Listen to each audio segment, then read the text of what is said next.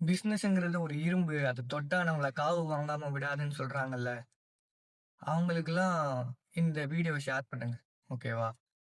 உங்க business failure ஆகுதுன்னு ஏன் சொல்றாங்க தெரியுமா? இல்ல நீங்க ஃபெயிலியர ஏன் ஃபேஸ் பண்றீங்கன்னா, ஒரே ஒரு ரீசன் தான். நீங்க கரெக்ட்டா அனாலிசிஸ்ன்னு ஒண்ணு பண்ணல.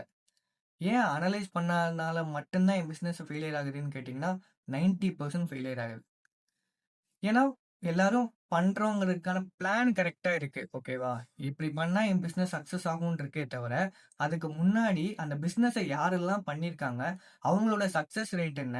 அவங்க இப்ப என்ன கைண்ட் ஆஃப் பிரச்சனையெல்லாம் ஃபேஸ் பண்ணிட்டு இருக்காங்க? அவங்க ஃபேஸ் பண்ண பிரச்சனையிலருந்து அவங்க எப்படி வெளிய வந்தாங்க? அதெல்லாம் யோசிங்க ஃபர்ஸ்ட்டு. அந்த அனாலிசிஸ் மெத்தட நான் 2 விதமா சொல்றேன்.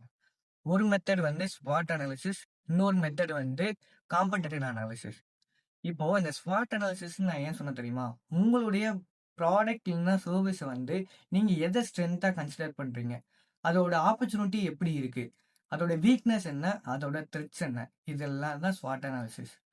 அதுக்கப்புறம் காம்படிட்டிவ் அனாலிசிஸ். நீங்க ஒரு இண்டஸ்ட்ரிக்குள்ள புதுசா வரீங்க. அப்போ மார்க்கெட்டோட அந்த என்விரான்மென்ட்டே உங்களுக்கு தெரியாது கரெக்ட்டா? அப்ப நீங்க என்ன பண்ணணும்? அது நீங்க தயவுசெய்து இந்த டேட்டாஸ எடுத்துட்டு ஒரு ஒரு டைம் ரிவைஸ் பண்ணி பாருங்க. அவங்க என்ன கைண்ட் ஆஃப் பிளாட்ஃபார்ம்ல ஒர்க் பண்றாங்க? அவங்க என்ன ஃபெயிலியர்ஸ் எல்லாம் சக்சஸா மாத்திருக்காங்க? அவங்களோட சக்சஸ் ரேஷியோ எப்படி இருக்கு? எல்லாத்தையுமே அனலைஸ் பண்ணுங்க. லொகேஷன்ல இருந்து அவங்களோட ரெவென்யூ வரைக்கும் இன்ச் பை இன்ச்சா நீங்க சர்ச் பண்ணி கரெக்ட்டா பிளான் பண்ணி பண்ணீங்கன்னா, தட்டி தூக்கலாம்.